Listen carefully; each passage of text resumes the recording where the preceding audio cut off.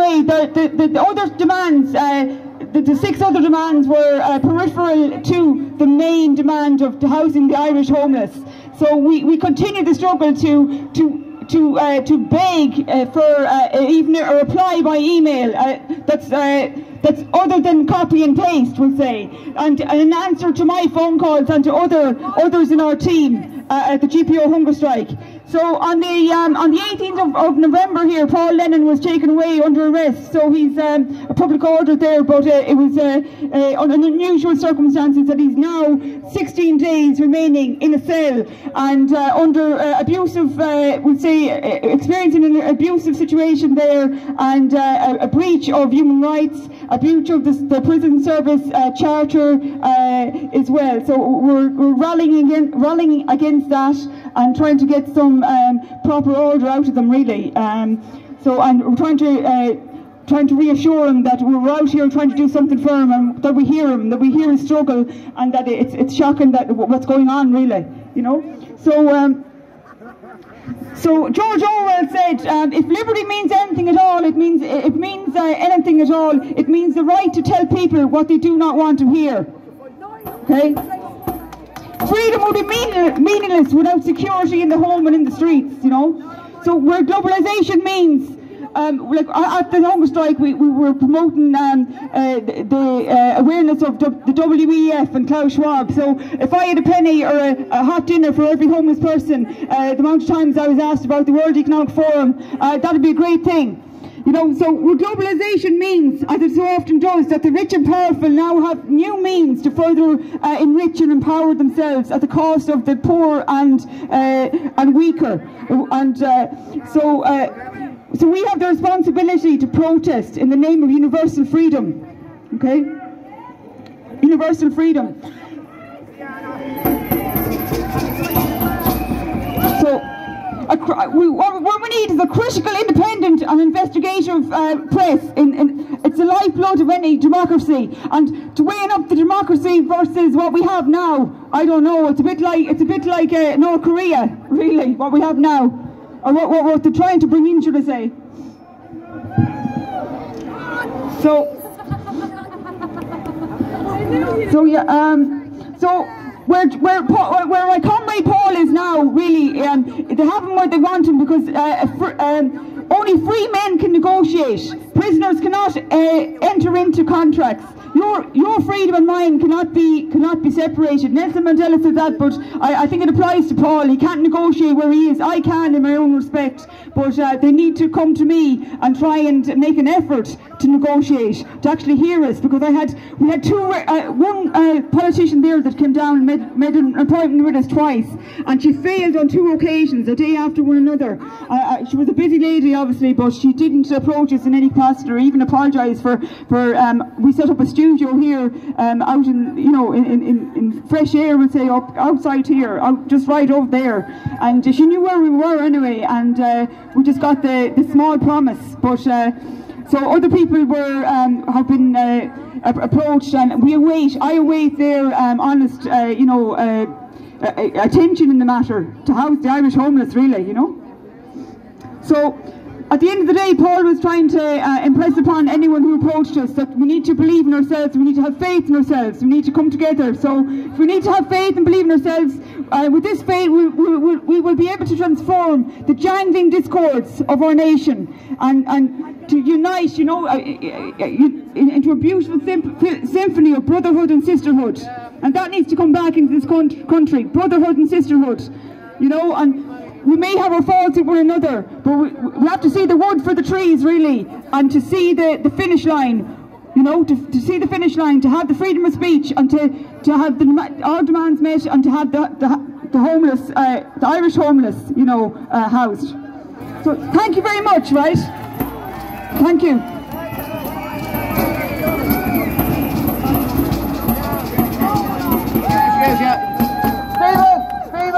Stephen. Thanks for all your attention, folks. That's a dreadful situation there that Linda has just spoken to you about. Listen, I know we're all sick of listening to speeches. I know how many times we said it. What are we going to do next, right? But we have our free speech, and I have a couple of great speakers here today, you know, and a lot of people have come to listen to them. So I'm going to introduce you another one. We don't want to just listen to speech after speech, but what? No, you're good. Yeah, and is here. We've Anne McCluskey. We have great people, you know. We can't fit everyone. Now, Brannigan, we have Etna here. Etna's a vaccine-injured person, you know, and she'd like to speak on behalf of those who have been injured by the gene therapy. Of course, it's not. So I'm not sure we're going to get a chance to do all that, you know. But also I want to mention, Polly mentioned it to me there, that the treaty that was signed in 1922. That apparently it runs out, it's a 100-year treaty and it runs out next week. On the 6th of December, okay? So now, a lot of you know, it's something worth looking into, guys. I don't know all the details, but I know we were sold the Pope in 1922. And the regime kept in control. We never got our country. It was the international bankers kept running this country. The crowned all. So we're sovereign people. But anyway, we have a great man here, Stephen Manning of the organiser, Administrator of Integrity Ireland. And I know an awful lot of people have the highest respect for this man because, in my opinion anyway, he's a man of great integrity, and I'm delighted he could come and talk to us here. Thanks, Stephen.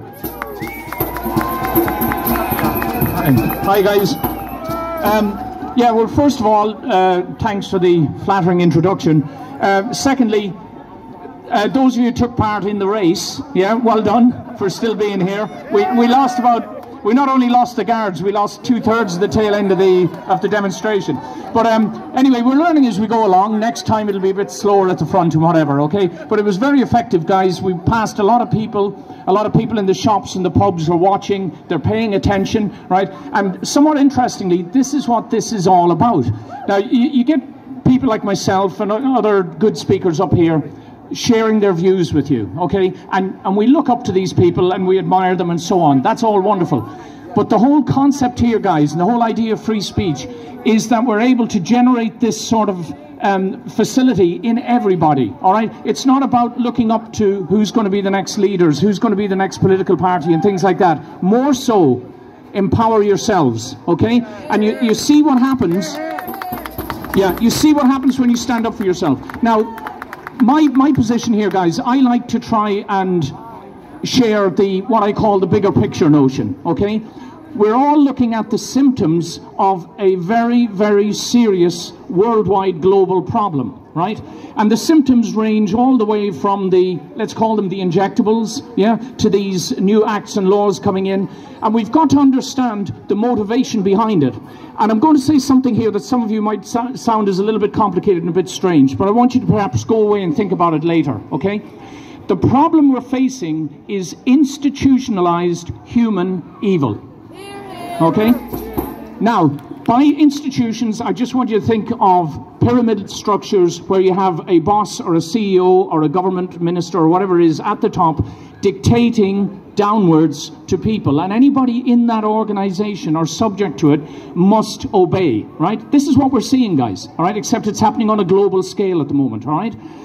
This is not the natural way of things. And even if you're not a religious person, even if you don't understand the notion of spirit or soul, the fact is you do have a soul. You have a conscience. We have a sense of morality that animals do not have. That's why there's a difference between human beings and beasts. Lovely beasts with characters and personalities, your pet dog, whatever it might be, but they don't make moral decisions. We do. And if you abandon that morality in order to be subject to the so-called authorities, you are in effect selling your soul. Now, I know these are strong, tough words, guys, but this is the way that humanity has evolved ever since the crime of Cain killing Abel, believe it or not. We've had the macho males, the biggest, the strongest, the most authoritarian, the people with the most soldiers, the ones who are prepared to be most violent, most ruthless, and they have dominated all of these institutions that we take for granted. We're born into them, after all. Why wouldn't we take them for granted? We've got to start thinking differently, guys, okay? All right? This is about concept, plan, and action. everybody wants to act right now because we're all frustrated, we're angry, we don't like to see what's going on, and we're moving to action. But what I'm saying is, no, before we move to action, we need to have a plan. And before we have a plan, we have to understand the concept, all right? And the concept here is that an international cabal of connected elites, call them what you like, yeah, have, over the last few decades, they've managed to position themselves in a place where they can absolutely dictate to the rest, the whole of global humanity, their particular agenda, and it is not a good agenda. Are we all right, guys? Yeah, yeah. So if I leave you just with this idea, guys. Sorry, we're having some speaker problems. Okay, sorry. Yeah. Individual people have consciences, and you have the right, you have the God-given divine right to act upon your conscience. The idea of free speech is that we better inform our consciences through fruitful debate. Even the people that were out here earlier today blowing their whistles and doing duck squawks and all the rest of it, which technically isn't free speech because they're whistling and squawking. But I went over to them and I said, look guys, and they were shouting and lambasting and calling us names. I said, no guys, this is a free speech rally. And they went on and on. I said, look, would you like a spot? Do you want to come on up? And then we were going to invite all of you to respectfully listen to what they had to say. All right? That's how the right and the wrongs come to the surface, through debate, through intelligent debate, okay? Not through authoritarian diktats that tell us what we can and cannot think. Okay, guys? We have to grow up. There has been a general attitude of gross ignorance all across the globe, and myself included. It's taken me the best part of 25 years to learn some of this stuff, yeah? And I've only done it because I keep battling, and I felt in myself the need to stand up for what was right, okay? We all owe it to each other to think and take command and take control of our lives. Don't forget, you're looking at the so-called authorities. The so-called authorities are civil servants and public servants. The key word to note there is servants. What are we doing? Allowing the servants to tell us what to do. Yeah? And the last point I'll make, guys, everybody's waiting for the next political party to come along, you know, and they'll be good guys and they'll save us and so on. What I'm telling you guys, and I do want you to try and think about this, it's the structures themselves lend themselves to authoritarianism, okay? They lend themselves. You end up always with one capo, one boss at the top. And even people who are elected, promising their constituents on the ground they'll do this, that and the other, as soon as they're in power, and bear in mind, 4 days of democracy we have, guys, 4 days while we vote. That's even if we can trust the vote collection process. After that, they do what they bloody well like, yeah? And there's no accountability, there's no way to hold them account. And don't talk about the courts, don't talk about the judges, it's all the same, guys, all right? So we have to learn to take back the authority and power. Do whatever you can to disengage from these diabolical systems, including making your voice heard when they try to curtail our freedom of speech. Thank you very much, guys.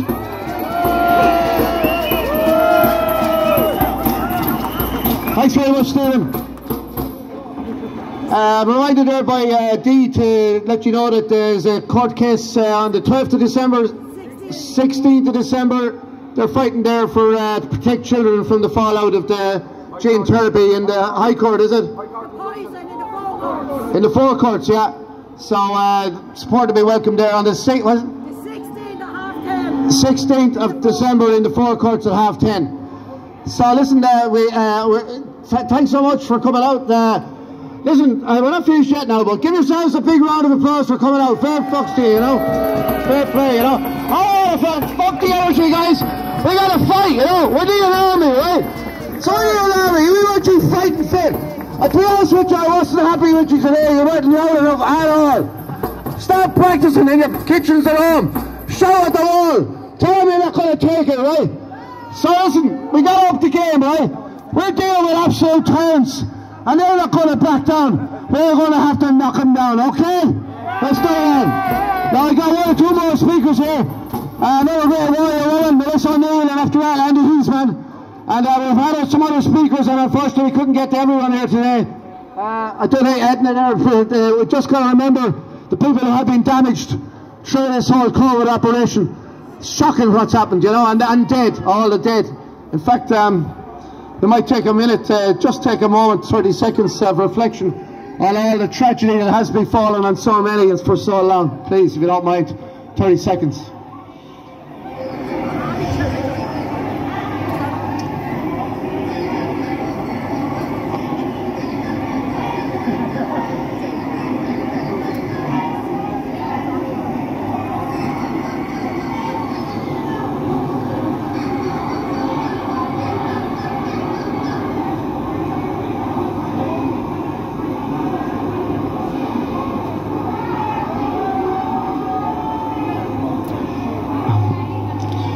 It doesn't bear thinking about it, I'm afraid, folks, you know, the tragedy that has befallen the world, to be honest with you, you know.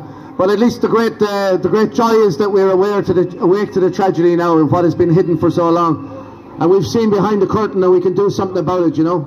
You can never unsee when you've seen what's behind the curtain. So I'll invite Melissa O'Neill here, another sovereign Irish woman, proud Irish woman. Manon Ahern, Camden Manon Ahern. Banos Aaron, okay.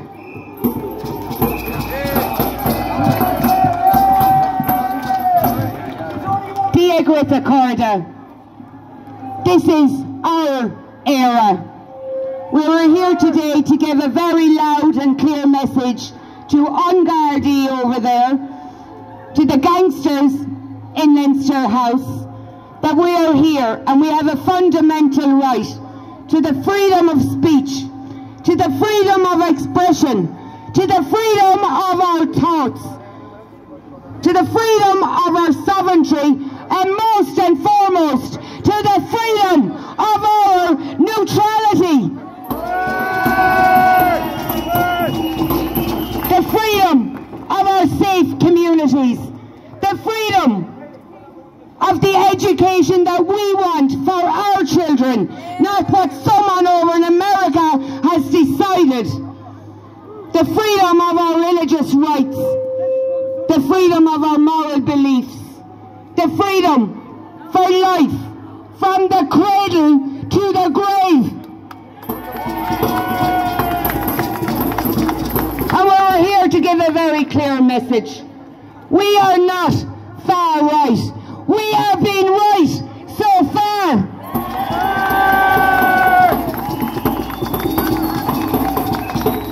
Ireland is under no obligation to take any refugees. The gangsters in Leinster House signed us up voluntarily without the voice of the people of this country. We, Irish Freedom Party, are calling for a referendum to opt out, and we have a right to opt out. We may be the land of 1,000 welcomes, but Ireland is now full.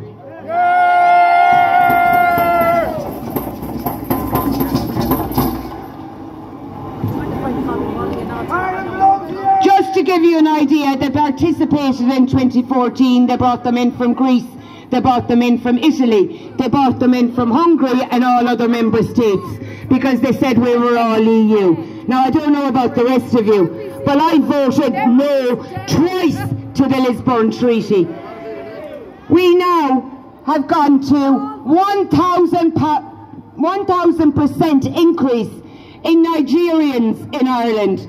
We have tenfold the amount from all different areas like Somalia, Albania, Syria. It has now gone up to 516% that are not Ukraine. Illegal, unvetted migrants walking our towns. Our crime rate has gone sky high, and they will not put their names on the newspapers. But every single one of us here that have been standing here since Stand Together and every rally and all the amazing faces I see around me, we were called every name under the rising sun. We were dragged into the back of paddy wagons. There was false charges put against us. Well, we will stand together, and we are not in fear anymore.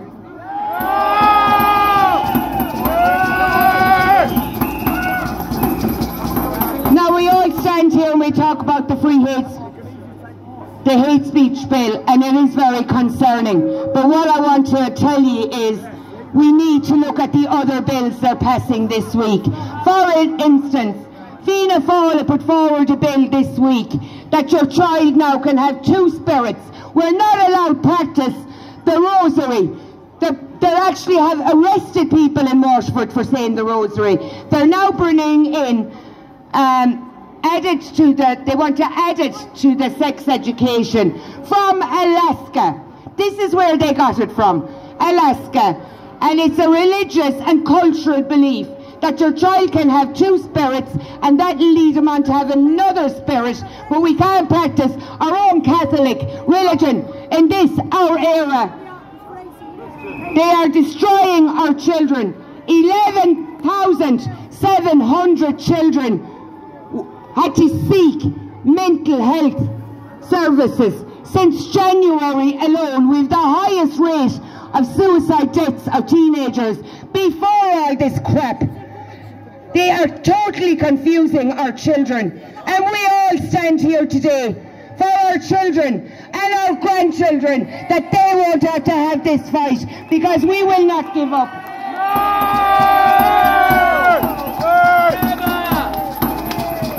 2 days ago, we had a very evil woman sitting in Gangster House with the rest of them. Ursula von der Leyen. She ain't out darling, is she, lads? She wasn't here for us. She wasn't here to celebrate the 50 years of us being in the EU. That's next month. So what other carry on are going in behind those walls? They're passing laws behind our backs morning, noon and night. And literally, all the leaders of the parties in this country did everything but get up and lick her boots. She is already up an investigation over in the EU, where it's after coming out that the transmission, that none of the vaccines were ever tested for transmission. We were all lied to. The HIQA report that came out yesterday, and what broke the hearts of most of us over 2 years ago, when whistleblower nurses and carers came to me. There was 3 days I couldn't even take the cover from over my head of the murders. And they are murders, and they're nothing less than murders that went on in our nursing homes. So they have now come out with the stats yesterday, HIQA, that 2.5 times the people died unexpectedly in nursing homes in Ireland. The numbers are out, and I'd say we could add to them in 2021, 2022 compared to 2019. It is murder.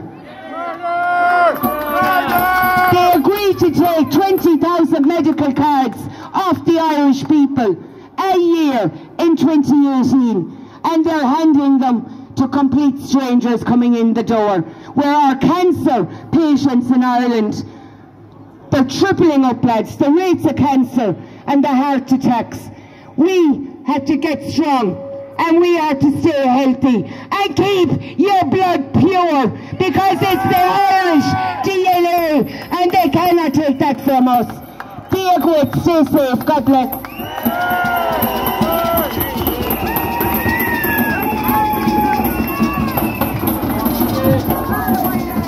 Hello everybody, my name's Andy Heisman, and this time last year I was in prison because I wouldn't wear a mask. Not only was I in prison, but the first day I went in, and because I refused, they beat me up and I couldn't walk, and they put me into isolation for 30 days. They left me there for 2 weeks before they'd even bring me to hospital. And when they brought me to hospital, they told me I'd be able to go back to my cell, but they didn't bring me back to my cell. They put me straight back into isolation again. This is a warning for all of you. It's coming for you. It's coming for your children. It wants to take their will away. What are you going to do? What are you going to do? Let me be your example. I'm glad they came after me first. I'm glad, because I'm able for it. I'm not going to stop fighting, and I'm going to make sure that we close down every single vaccine centre in this country.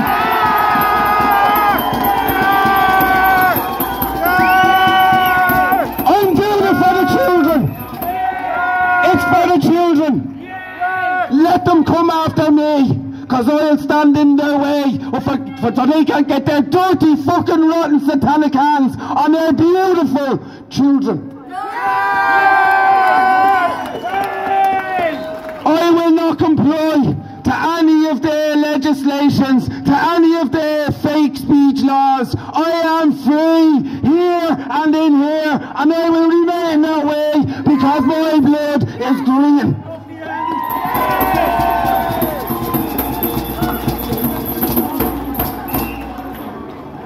So let's take it as a warning. Everything that they're doing, it's already here. We have to protect our children like never before. Never before. It's time to die for them. Literally. I'm prepared to die for every children in this country. Every single children. I see every children like I see me own. I see their beautiful innocence being stripped away in their schools, in the doctors, everywhere. The ideology that's being forced upon them, their beautiful innocence is being stripped away. And I cannot live with myself seeing this going down. Can you? No! Enough is enough! Enough is enough! We need people to get out to your local TDs, demand we want change, and if they don't do change, take them out, get them out of your communities. Everybody needs to look within your own community. That's what we need to do. This is not an isolated situation like they're trying to do with East Wall and other places. This is a national problem, and we have to solve it in our communities first. You have to get out and demand change to your schools, to your local TDs, and if they're not getting out, demand they leave. And I don't mean do it by pen or by email. You need to do it by getting your feet on the ground and get out to their offices and demand that they go against this hate speech laws. And if they don't, you're not going to leave their office until they leave your community. You have to start taking real action. Real action. That's what we need. Action! That's where it's going to start. Yeah, because I know what Enoch Burke is going through right now. My will was tried to take it away from me because I wouldn't wear a mask. His will is being taken away from him because he won't recognise someone that's transgender. This is how they are attacking our free will. It's not just their speech, it's our free will. They want our free will gone. That's what they want. But it's not happening to us Irish. We've been down this road before. We fought for 800 years and we'll fight for 800 more.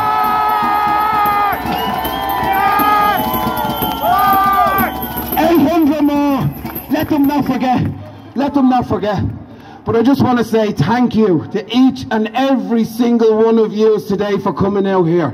Yous are the ones that are making the difference and will continue to make the difference. For all the speakers that are coming out and being brave and standing up. For Dr. Vincent Carroll as well. Can we get a big round of applause for him? Absolutely amazing. Really. And he exposed Sinn Féin the other day. What an amazing man. Yeah.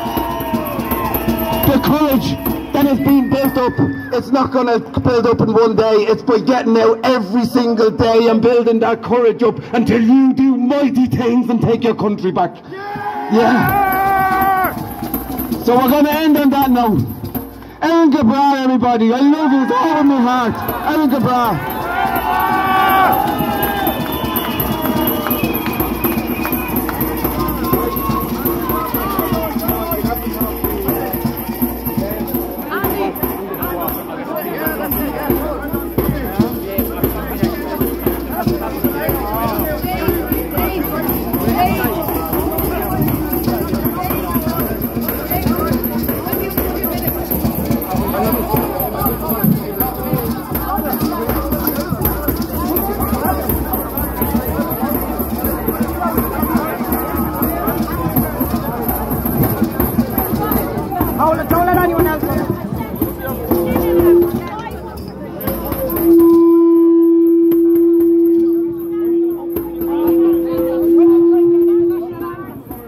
No, we're finished. We're finished.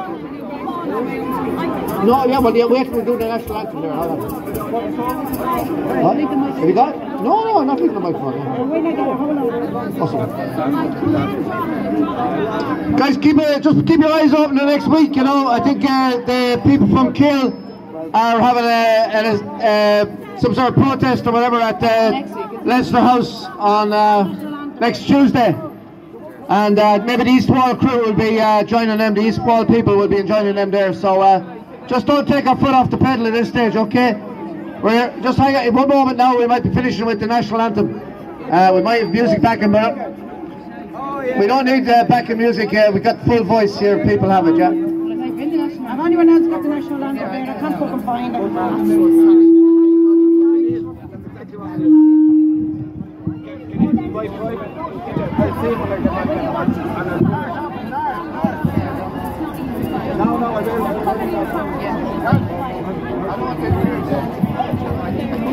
Stop, I've done my half hour. I have yours on here.